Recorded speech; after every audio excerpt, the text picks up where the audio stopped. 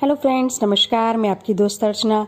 आज मैं आप लोगों के साथ शेयर करने जा रही हूँ मावे से बने एकदम परफेक्ट गुलाब जामुन की रेसिपी। इससे पहले मैंने जो आप लोगों के साथ गुलाब जामुन की रेसिपी शेयर की थी उसमें मैंने इंस्टेंट मिक्स को ही घर में बनाया था, फिर उससे गुलाब जामुन बनाए थे। वो भी बहुत बढ़िया बने थे, मगर मावे के गुलाब जामुन की तो बात ही कुछ और होती है। एकदम सॉफ्ट, मुंह में घुल जाने वाले, परफेक्ट कलर और टेक्सचर के साथ। तो बिना देर करे शुरू करते हैं इसकी रेसिपी। तो सबसे पहले हम इसके लिए चाशनी तैयार कर लेते हैं, क्योंकि परफेक्ट गुलाब जामुन बनाने तो चाशनी परफेक्ट होनी चाहिए। तो उसके लिए मैं यहाँ पे मेजरमेंट के लिए आप 1 कप ले सकते हैं। मैं यहाँ पे डाल रही हूँ 4 कटोरी चीनी, यानी 4 कप चीनी। इसमें हम डालेंगे 3 कप पानी, यानी कि अगर आपके 4 कप चीनी है तो 3 कप डालिए इसमें पानी। अब गैस को तेज़ आंच पे आप इसको पकाएंगे। चीनी को चलाते हुए पकाएंगे, जिससे चीनी इसकी जल्दी से घुल जाए। अब चीनी देखिए घुलने लगी है। अब इस स्टेज पे मैं इसमें डालने जा रही हूँ, मैंने यहाँ छोटी इलायची ली है और केसर लिया है। तो इलायची को तो मैं थोड़ा तोड़ के डाल रही हूँ, केसर मैंने ऐसे डाल दिया। और साथ में डालेंगे इसे मेन इंग्रेडिएंट, वो है गुलाब जल। तो वो इसमें ज़रूर डालिएगा, इसी से हमारे गुलाब जामुन का मेन टेस्ट आता है। तो हमारी देखिए चाशनी में ध्यान देना है, एक उबाल आने देना है। जैसे ही उबाल आ जाएगा उसके बाद गैस को बिल्कुल मंदी कर देंगे और सिर्फ 2 मिनट तक पकाएंगे। ज़्यादा देर हमें नहीं पकाना, क्योंकि अगर हमारी चाशनी गाढ़ी हो गई तो हमारे गुलाब जामुन चाशनी अच्छे से नहीं पी पाएंगे और वो अंदर से ड्राई रह जाएंगे। तो लीजिए, हमारी चाशनी तो तैयार हो गई। गैस बंद कर देते, चलते हैं गुलाब जामुन बनाने। यहाँ मैंने लिया है मावा। ये मेरा घर का बनाया हुआ मावा है, आप चाहे तो रेडीमेड भी ले सकते हैं, क्योंकि मावा कोई भी हो, मेन है उसको बनाने का तरीका। तो मेन हमें काम जो करना है वो करना है, अपनी इस हथेली से इसको रगड़ना है, अच्छे से रगड़ना है। करीब 10-15 मिनट तक हम इसे रगड़ेंगे, जब तक कि सॉफ्ट ना हो जाए। शुरू में जब हम मावा रगड़ते हैं तो थोड़ा सा वो टाइट भी होता है, सॉफ्ट नहीं होता, वो दानेदार सा होता है। तो हमें इसको बिल्कुल हथेली की सहायता से ऐसे लगातार रगड़ते रहना है, और जब तक रगड़ना है जब तक कि अच्छे से सॉफ्ट ना हो जाए, क्रीमी ना हो जाए। ये देखिए काफ़ी सॉफ्ट और क्रीमी हो चुका है मेरा मावा। ये देखिए, आप समझ पा रहे होंगे तो।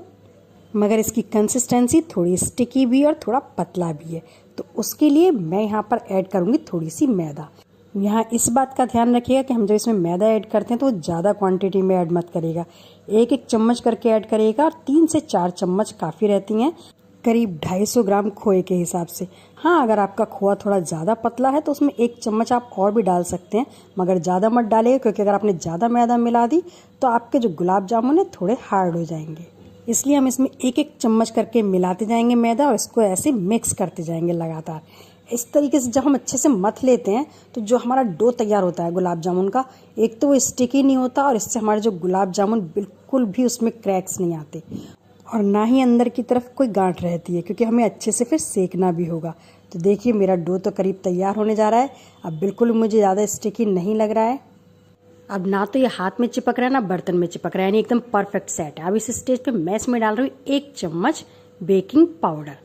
अगर आपके पास बेकिंग पाउडर ना हो तो आप थोड़ा सा इसमें बेकिंग सोडा भी डाल सकते हैं, इससे हमारे गुलाब जामुन को फूलने में मदद मिलती है। अब इसको बिल्कुल अच्छी तरीके से मिक्स करना है पूरे डो में, और मिक्स करके करीब 10 मिनट के लिए हम रेस्ट के लिए डो को रख देंगे। 10 मिनट के बाद दोबारा डो को निकालेंगे और फिर इसको एक बार और थोड़ा सा मलेंगे, और मलने के बाद अब इससे एक बराबर साइज की बॉल्स तैयार कर लेंगे।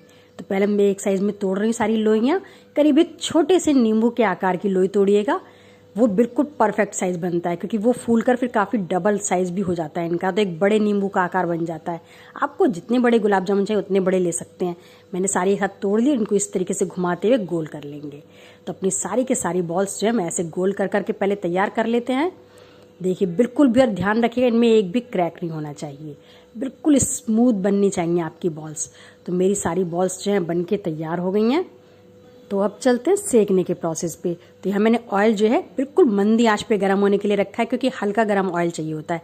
एक मैं डाल के देख रही हूँ छोटा सा तिनका, ये देखिए हल्के हल्के से बबल्स आ रहे हैं, मगर लेकिन ये ऊपर एकदम से नहीं आया है, यानी कि हमारे ऑयल का टेम्परेचर बिल्कुल परफेक्ट है।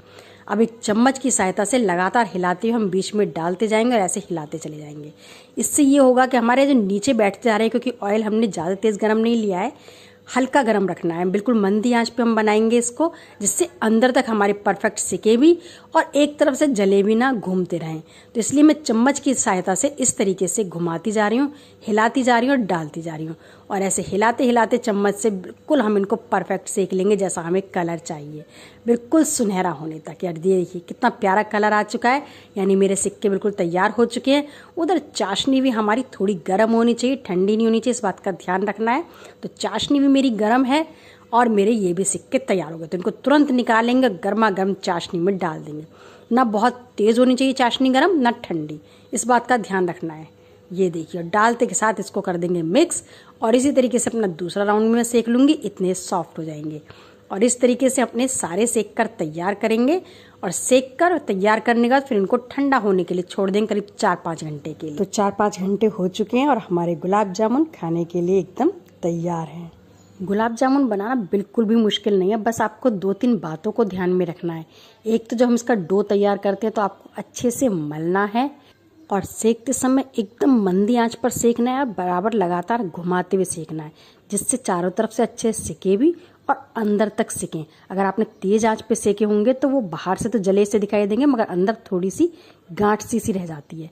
तो इन 2 बातों का ध्यान रखिएगा। तीसरा, चाशनी अच्छे से पी सके इसलिए तुरंत चाशनी में डालना, और चाशनी थोड़ी पतली रखनी है, ज़्यादा गाढ़ी नहीं होने देनी। अगर आपने इन 3-4 बातों का ध्यान दिया तो आपके गुलाब जामुन भी एकदम परफेक्ट बनकर आएंगे। तो फ्रेंड्स, आप भी इस रेसिपी से एकदम ऐसे रसीले माउथ वाटरिंग गुलाब जामुन आराम से घर में बनाइए, खाएं, और फिर अपने अनुभव मेरे साथ ज़रूर शेयर करें। धन्यवाद।